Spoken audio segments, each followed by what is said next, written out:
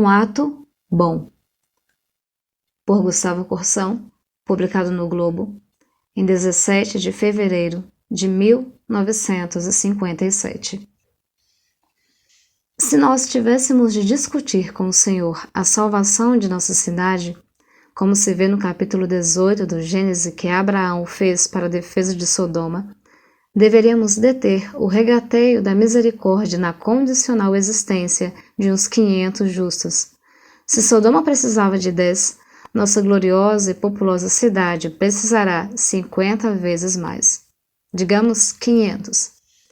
Tomando o termo no sentido sobrenatural, como convém às passagens da Sagrada Escritura, e procurando-os entre os pobres, os oprimidos, as criadas de servir, os religiosos, os simples, facilmente apresentaríamos a Deus, creio eu, os 500 ou mais justos que obscuramente, na invisível comunhão, afastam de nós o fogo dos céus.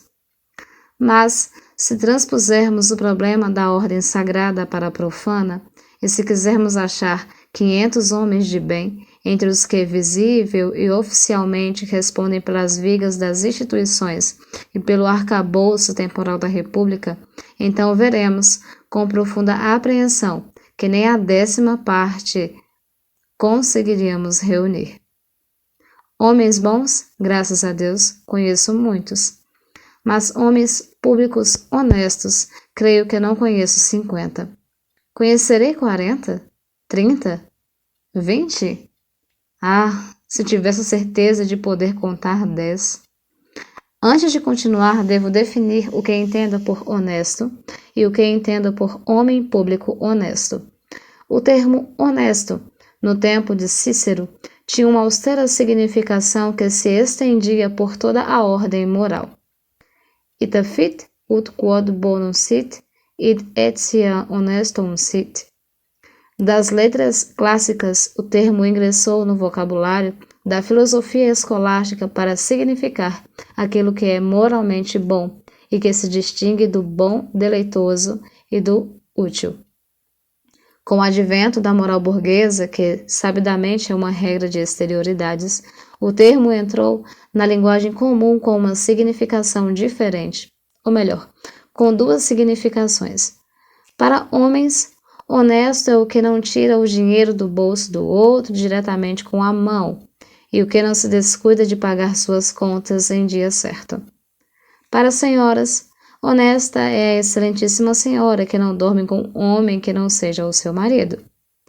Note, porém, o leitor, que o homem, nessa nova acepção do termo, pode dormir com uma senhora que não seja exatamente aquela a que o ligaram os doces laços do Himeneu, sem deixar de ser honesto.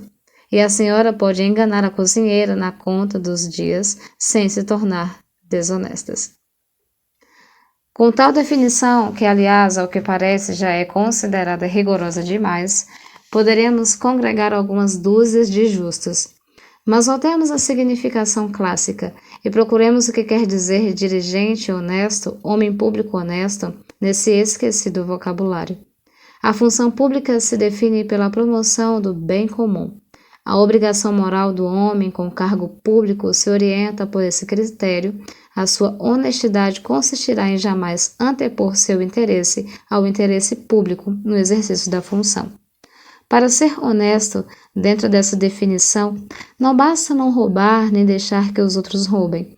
É preciso também não empregar os filhos recém-diplomados em lugares excelentes e com vencimentos de veterano.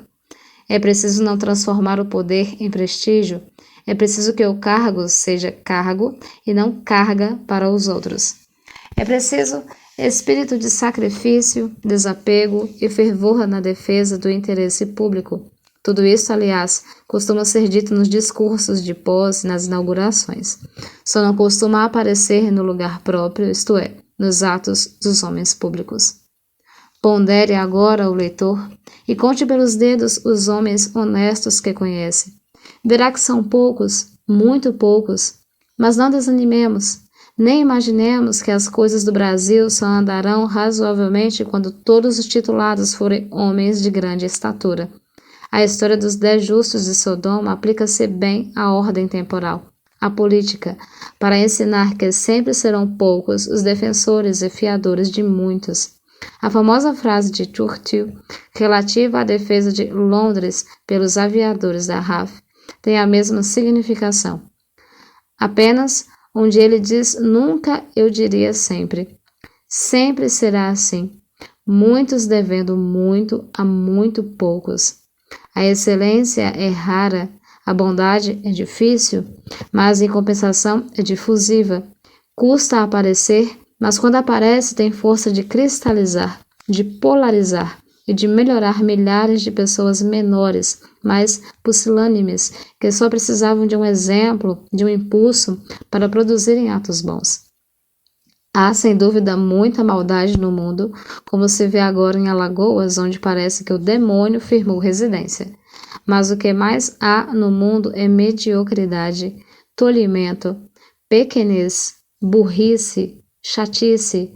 No âmago do mais encolhido coração, sempre haverá, entretanto, uma nostalgia de bondade e até um secreto desejo de heroísmo. E por isso, basta aparecer um homem bom para que os homens melhorem. Basta aparecer um ato honesto, uma explosão de generosidade para que todos tenham, ao menos, um pequeno movimento voltado para o bem de todos. O mal é contagioso, mas o bem é difusivo e explosivo.